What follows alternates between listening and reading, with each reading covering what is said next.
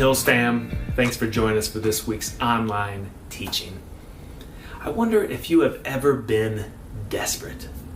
I mean really desperate. Like at the end of your rope, up a creek without a paddle, whatever analogy you want to use. But something was happening in your life. Maybe it was an undiagnosed sickness and you went to different doctors and exhausted your resources and had no resolve.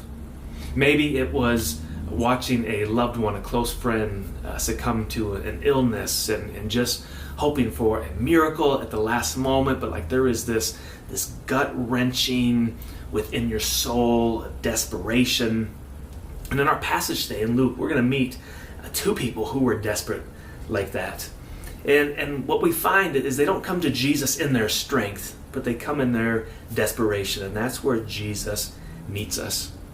I think sometimes American Christianity, we're a little too polished, a little too buttoned up, and for some reason we've got this idea that we can't show weakness, or we can't explain or share that we're having a bad day, or that we should be having a bad day.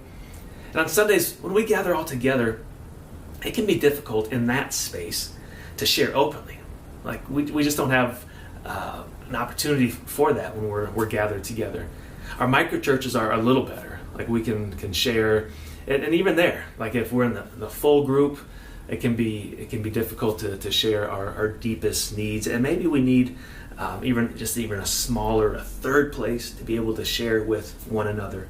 But I hope that we're the kind of people that don't put up false fronts, and that when someone else is desperate or someone else is struggling, and that we're not and keeping people at arm's length. Again, because in our passage in Luke 8, we're going to see that Jesus did exactly the opposite. Last week we saw Jesus transform the ultimate worst case scenario. The demon-possessed man, he's radically changed by Jesus. It's in a Gentile area. And now the disciples and Jesus, they get in a boat. They go back across the Sea of Galilee into a more friendly, some of the time, to Jesus, into the Jewish community again. And there the crowds are waiting. They know Jesus, they're waiting for him. And we encounter two more lives that are hanging in the balance. One of them is a synagogue leader. He is begging Jesus to come and heal his dying daughter. Another is a woman who has suffered for 12 years without hope. So this is Luke chapter 8, verse 40. If you have your Bible, you'll want to have that out and give it a read as we go. But here, Jesus, once again, he is stepping into the depths of human desperation, where faith is not polished, it's not perfect, but it's raw, persistent, and sometimes just needing to reach out to touch the hem of his garment. What is your deepest need right now? And maybe it's an invitation to bring your desperation to Jesus. Bring your desperation to Jesus. So in Luke 8, again, we are getting a picture of Jesus' identity. Just for a moment, Jesus has defeated disaster at the sea, demons, and now he faces disease and death. And they will face a similar fate. Disaster, demons, disease, death. They're no match for this carpenter from Nazareth. So we come to the end of Luke chapter 8, and we have two stories wrapped into one. It's a sandwich of stories. It begins with the synagogue leader, and then there's an interruption, which I've often heard this passage preached as a ministry of interruptions. Don't be scared of the interruptions in life and being able to serve and minister to people. That's not where we're headed with the text today, but that is a decent application of this text. But you have the synagogue leader, and then they're interrupted by this woman who is sick, and then we get back to the synagogue leader. And what we have is a building of suspense as the first story of the synagogue leader is paused for just a moment. But there's connections in both stories. Both sick people are women. The girl is 12. The woman who is sick has been suffering for 12 years. Both are in desperate need of healing. Both are potential transmitters of ritual uncleanness. the woman by her constant flow of blood, and the girl should she die and someone touches her dead body. There is touch involved in Jesus' interaction with both of them. Fear is present.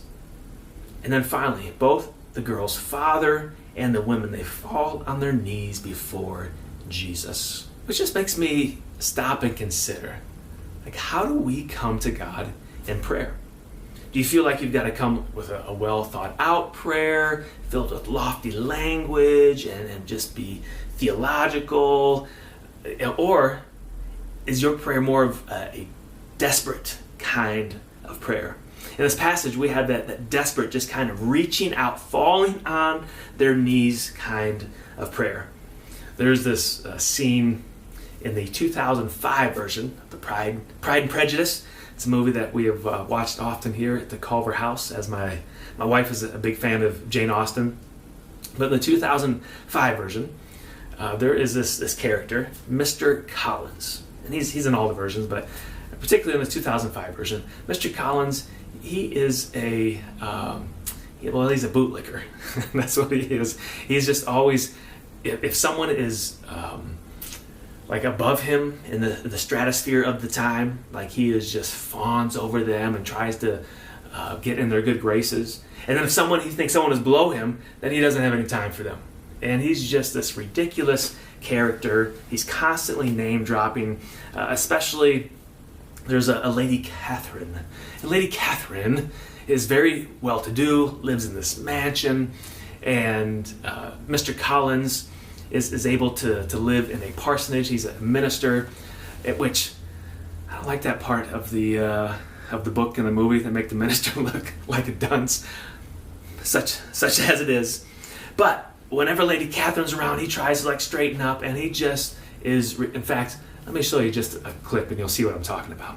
One of the most extraordinary sights in all of Europe, is it not? The glazing alone costs upwards of £20,000. Come along. Come along.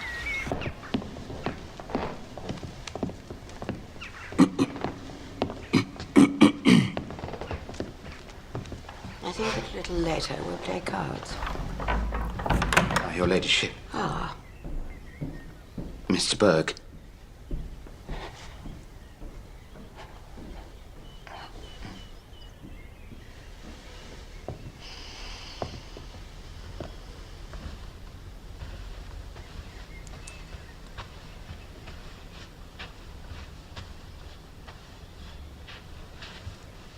So you are Elizabeth Bennet? I wonder if the way that Mr. Collins approached Lady Catherine is the way that we come to God sometimes. Like we have to dot our I's, cross our T's, come in and just proper and prim. But in our passage, we see the exact opposite. Jairus, the women, how they approach Jesus, they come desperation, no formalities, no pomp, just their raw, authentic selves. So let's start with Jairus, the synagogue leader. He's a synagogue leader. He's respected in the community. He leads the worship services. He presides over public meetings that take place there. He confers honors. Yet, when he comes to Jesus, he doesn't use his position to manipulate Jesus. He comes humble and desperate, and he begs Jesus. In verse 41 it says, "Then a man named Jairus, a synagogue leader, came and fell at Jesus' feet, pleading with him to come to his house, because his only daughter, a girl of about 12, was dying. As Jesus was on his way, the crowds almost crushed him." Our version says that he was pleading. Other versions say that he begged, he implored. Why? His 12-year-old daughter was dying. This is something that hits home for me, having a daughter who was almost 12, to be able to feel what he is feeling. And the text moves quickly. It doesn't even give Jesus a response. The next thing we know, Jesus is on his way with Jairus. And the crowd that's following, it's getting out of control. The text says there's so many people that Jesus is almost crushed. And so I just picture Jesus being jostled, people touching him at every side, just a mass of humanity. And right when the narrative is moving along, it's going fast, all of a sudden it pauses. And we have this interloper show up. Verse 43. "And a woman was there who had been subject to bleeding for 12 years. But no one could heal her. She came up behind him and touched the edge of his cloak, and immediately her bleeding stopped. The status differential between Jairus and this woman is striking. He is known to all. She lives in obscurity. Her illness renders her in a perpetual state of ritual impurity. We've talked about this previously in Luke 8, so I won't go into too much detail. But if you were ritually impure, unclean, it prevented you from going into the temple to worship.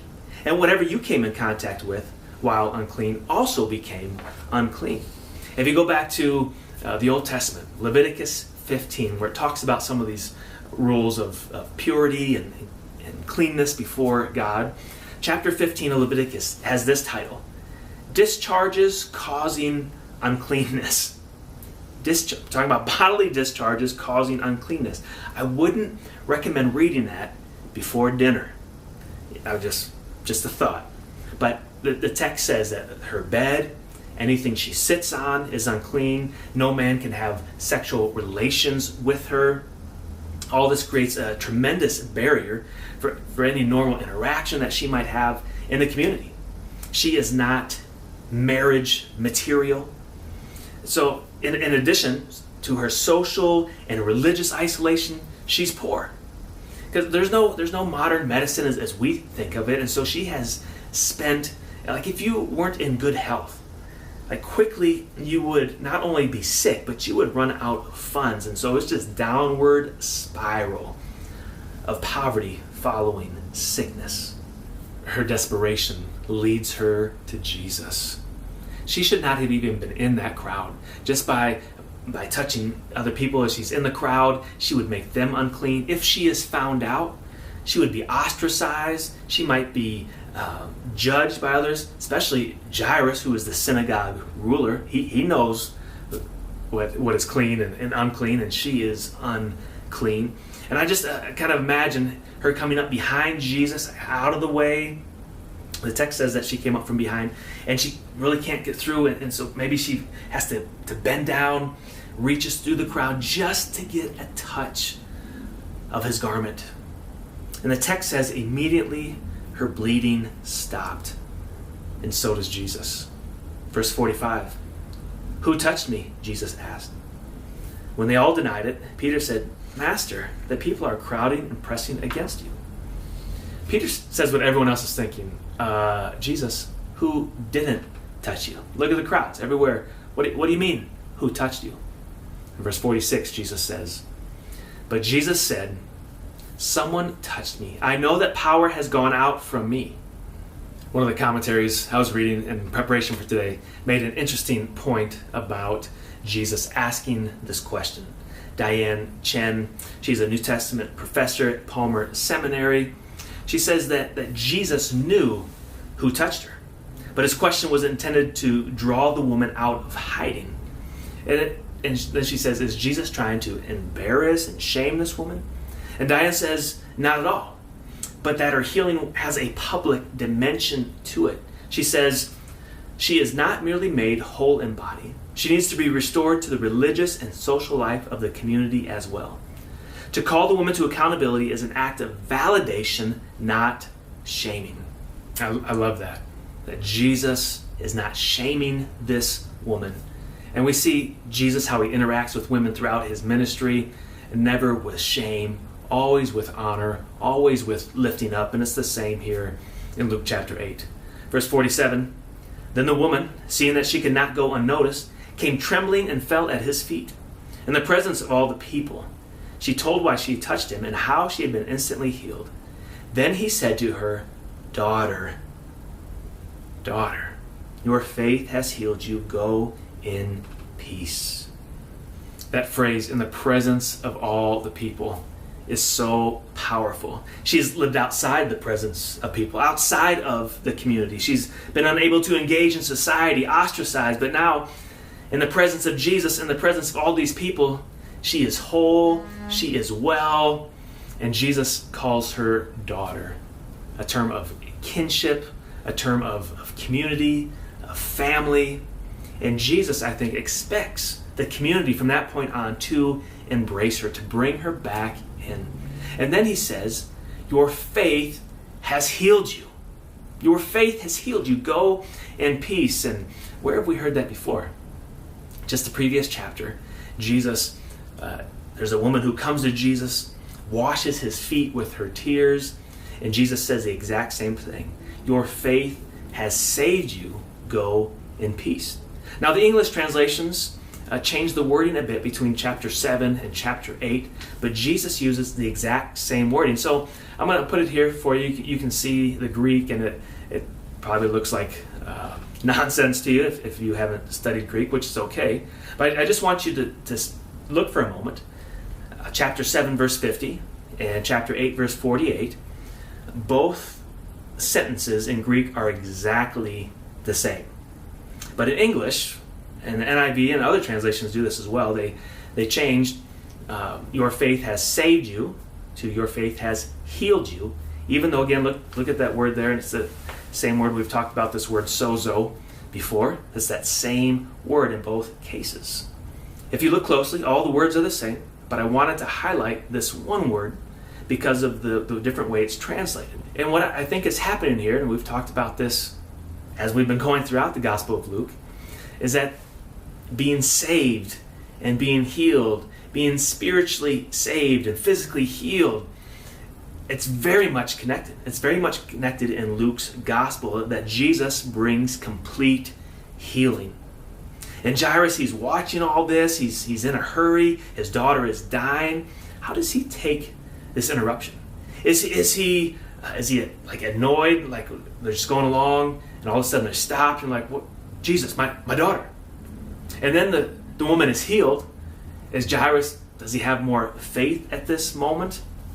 And while this is all transpiring, before they even get back on their journey, some people come to Jairus and say, hey, your daughter's dead. Don't bother the teacher anymore. But Jesus says, don't be afraid, just believe, and she will be healed.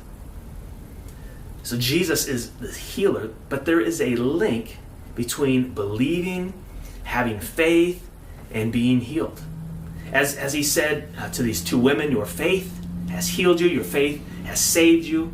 And now he says to Jairus, don't be afraid, just believe, and she will be healed. Now there are some circles of Christianity where faith can become a burden. And they'll say things like, well, if you have enough faith, then God will fill in the blank. It could be God will heal you, God will provide for you. And it goes to such an extreme that when someone isn't healed or God doesn't provide, then they step back. It's like, man, maybe I don't have enough faith. And the faith, instead of being an encouragement, becomes a burden. So we don't want to go there. At the same time, it's very clear in this passage that there is some connection between our faith and our healing, between our faith and Jesus acting. Like there is no way to get around that. Your faith has saved you. Your faith has healed you. And I think the more, and when we talk about faith and belief, it's connected with the same word, trust. It has to do with like putting our trust in Jesus. Stop trying to hold on to the perception of control of our own lives, which we don't really have anyway, and giving our lives wholly and fully over to Jesus, and let God work in our lives. And so there is some connection there of putting our faith in Jesus in a deeper way and seeing him work in more miraculous ways. So Jesus travels with Jairus to his house where the mourners have gathered. There are professional mourners, and they have acted quickly. Like the girl has not been dead that long. Before Jairus even finds out, and they get back, like the mourners are there, they're mourning. Here's what one commentator says.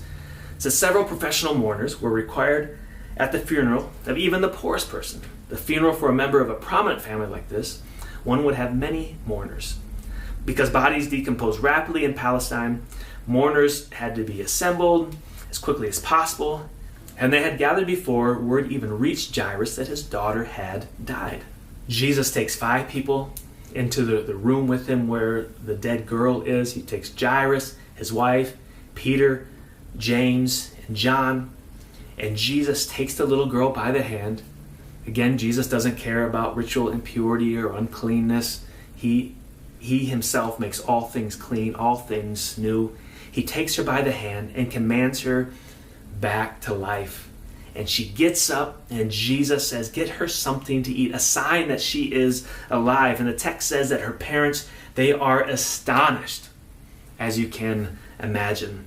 And the narrative abruptly ends with Jesus telling them, hey, don't tell anyone.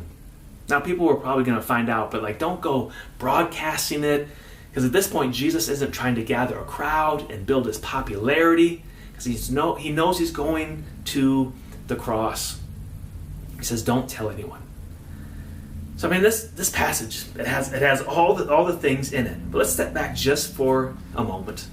Often when we read the Bible, we come to the text, we read it story by story, like Jesus says this, then he does this, and then he goes here.